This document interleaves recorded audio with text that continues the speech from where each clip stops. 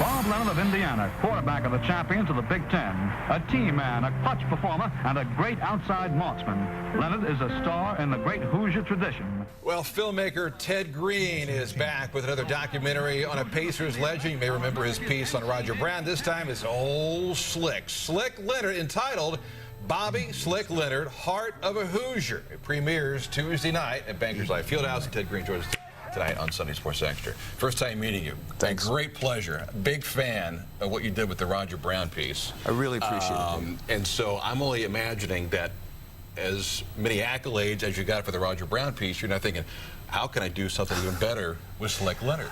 Well, I mean, when I finished the Roger Brown stories don't just grow on trees. Right. You know, that was the most amazing thing, is to realize at first it really hadn't been told before. Right. So I started as like, wow, what a cool scoop. It's the old journalist in me. But then as I got into it and I started, you know, I got to know the people. I got to know his widow. I got to know his family in Brooklyn.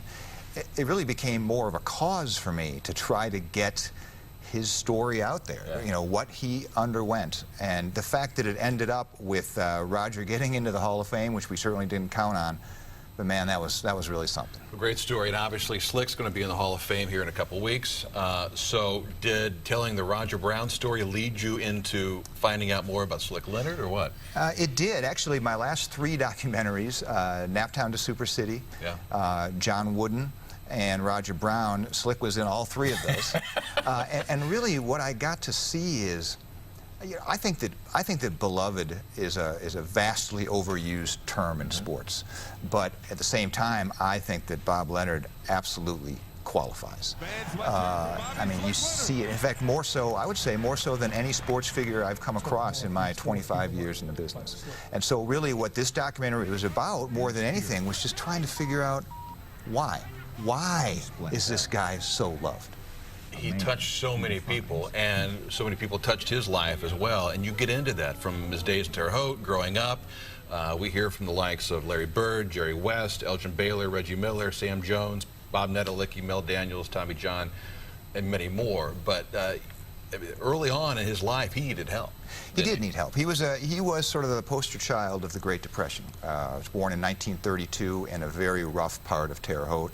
His family had very little. His dad was a very hard-working man, you know, didn't have all that much time to spend with the kids. And so Bob did need and got a lot of help around the Avenues neighborhood of Terre Haute, from his high school basketball, Howard Sharp, to the father of great baseball pitcher Tommy John, and many others. And I do delve into that, we do delve into that quite a bit, because I think it shows what formed, you know, the man that he ended up becoming. Right.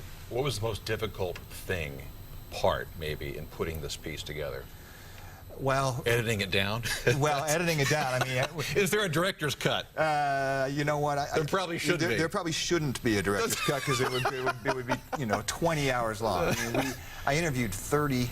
And again, I say this is a collaboration between WFY and I, as the past have been as well. And we interviewed 37 people for this, and had 5 interviews with Bob in various parts of his career. I mean, at the State Fairgrounds, we interviewed him down in IU. Perhaps the coolest thing for me was driving around Terre Haute as he showed us his old haunts. I mean, that was, in this line of work, you get moments. That was a moment. Taking Bob and Nancy back to the State Fairgrounds Coliseum for the first time in a long time and seeing their reaction, that was a moment. So yes, I mean, editing it down was very difficult, and also, as always, trying to find imagery from the 1930s and 40s to really put the viewer there and bring it to life. But that said, you know, that's why these take so long, and got a lot of help. And I'd like to think that we are able to do that. Anything that surprised you about his story? I mean, here's a guy that was selling rings for Herff Jones when he got the call to be a head coach, and he's thinking he's trying to decide whether or not to do it. Absolutely. In fact, at first he decided not to do it, because he's like, I don't think this ABA league's going to last. This red, white, and blue ball. I mean, what are they talking about? You know, as flighty as can get, and he had a great job at Herff Jones. In fact, for his first few years with the Pacers, he kept that job in Herff Jones just in case. Just in case. But several things surprised me. I'll say one key thing was how good of a player he was.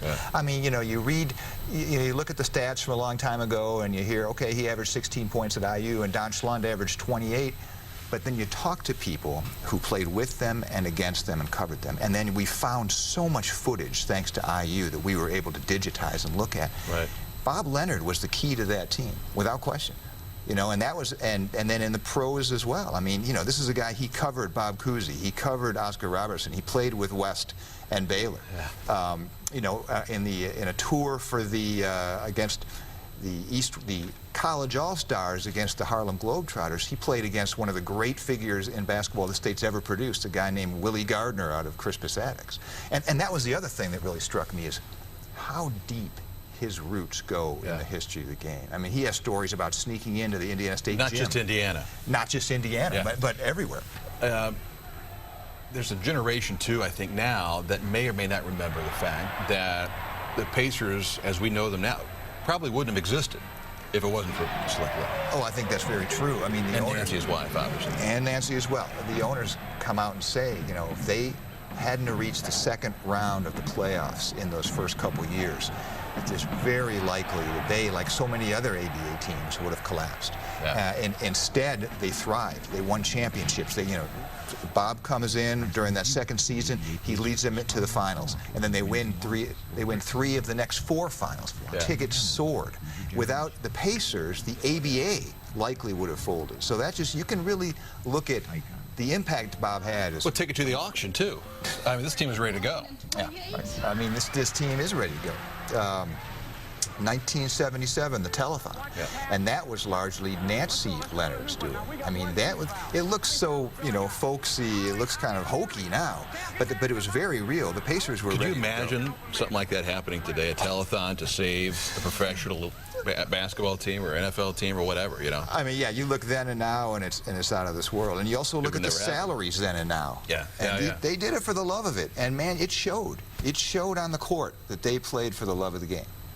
Can't wait to see it. Again, the name of the movie, Bobby Slick Leonard, Heart of a Hoosier. The premiere, again, is Tuesday night, Bankers Life Fieldhouse. Tickets are just $5.29. And that is because that's how many games that Bob Leonard won with the Pacers. $5.29. There you go. And parking is free. Parking is free. Parking is and by the way, if you can't make it down there, it will premiere, television side of it. When? It's going to premiere on August 7th at 9 o'clock on WFYI. That is the day before Bob is inducted into the Naismith Hall of Fame. It's going to be a big day. It could be like a Slick Leonard weekend.